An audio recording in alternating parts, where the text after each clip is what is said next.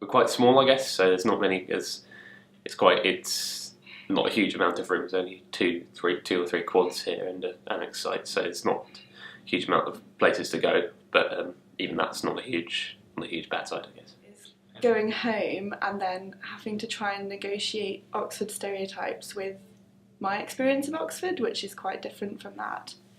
I remember after my first term going home and trying to explain to people that actually, a lot of it was magical and really exciting, but actually a lot of it wasn't magical, and I had some rubbish times as well. And probably I do like living out in Jericho, and I'm sure Cowley will be really fun next year, but I think it is a bit far, and potentially if there was spaces in college I would probably still prefer that, just because of the central location, like I said. So that's a little bit annoying, but not really, because it's really nice to experience different areas of Oxford and not kind of just be closed into the centre. There's so many opportunities around the university or within college, and there's so many points at which you would like to just socialise and relax, and sometimes you just can't do that.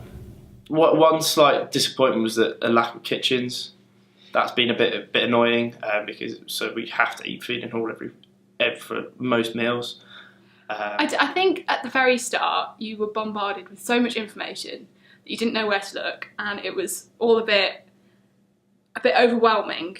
But I think I managed okay. I got through it. It was just I can imagine some people just missing out on really important things. So I was going to apply to be a peer supporter, but then I didn't realise the deadline had gone, so I missed out on that a little bit. But I think that's because it all kind of happened very quickly.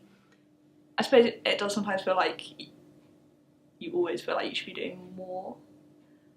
It's probably the worst thing. But it depends on your mood. Sometimes it's like, yeah, that's great, I can go wherever I want with this, and sometimes it's just like, I wish they'd just say stop.